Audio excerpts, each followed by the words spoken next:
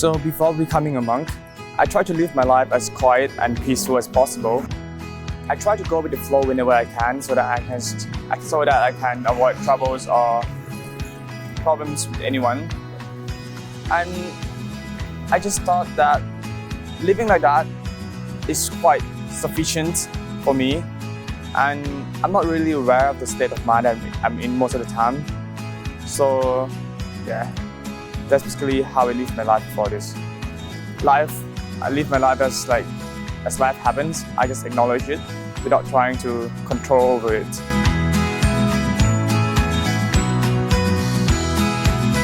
I feel like becoming a monk is very rewarding for both myself and my family. So yeah, that's my motivation for becoming a monk.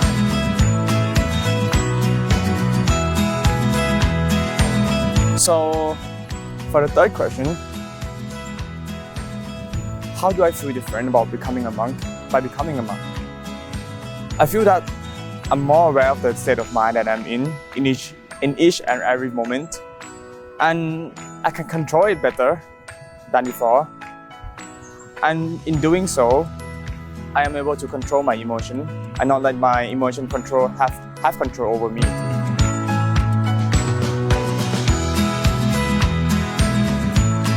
So by becoming a monk, I learned quite a handful of things, but the most important that I learned is, for example, I learned how to meditate.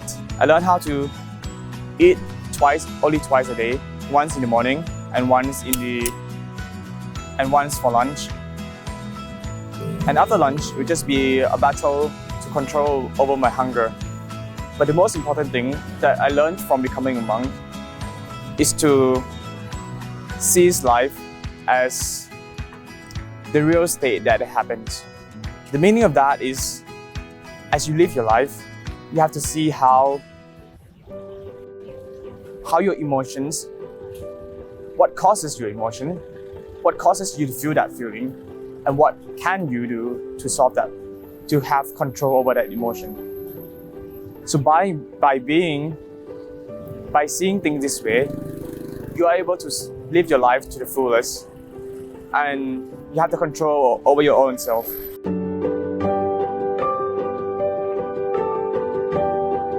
So with the question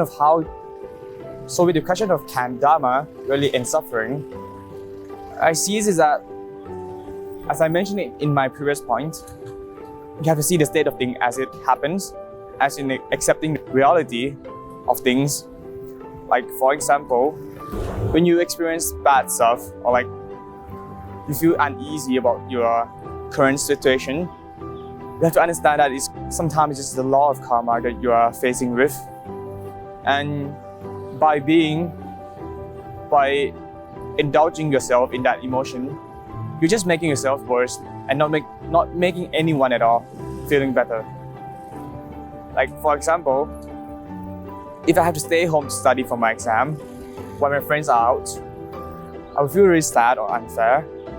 But at the same time, I have to understand that I'm a student and I have to do my duty of studying. I cannot really be playing around too much. So if I can accept that reality, I just wouldn't be sad anymore.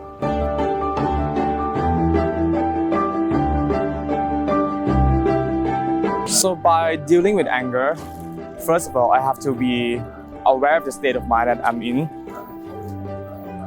I have to be mindful about the feeling and the thought that I have. So if I'm angry, I would try to think of positive things or things of a solution rather than using my emotion to control myself. So that's how I deal with my anger.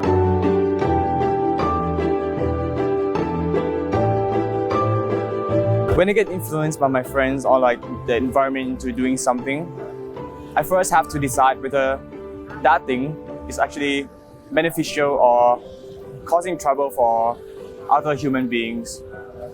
For example, if I'm influenced into drinking and stuff, I wouldn't want to actually do it because it will cause me to not be mindful of myself and have no awareness of myself. So how can I get out of that situation? I would just try to think of an excuse which is not a lie. Like, tell them straightforward that I don't want to drink. I don't want to have no control of myself.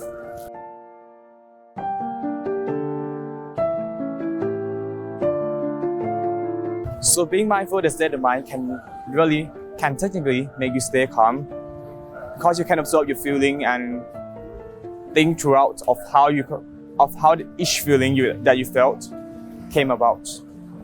So in doing so, you wouldn't panic or feel or affected by the emotion that you felt in each situation, and hence you will stay calm.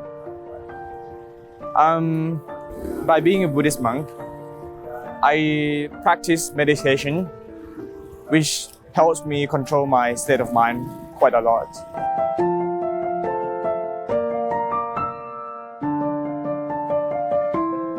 So yes, so by meditating a lot, I practice being mindful about myself.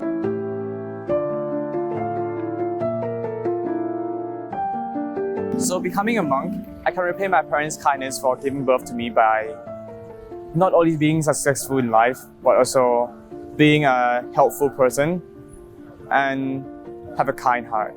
So lastly, my goal to repay my family for the day that I have today,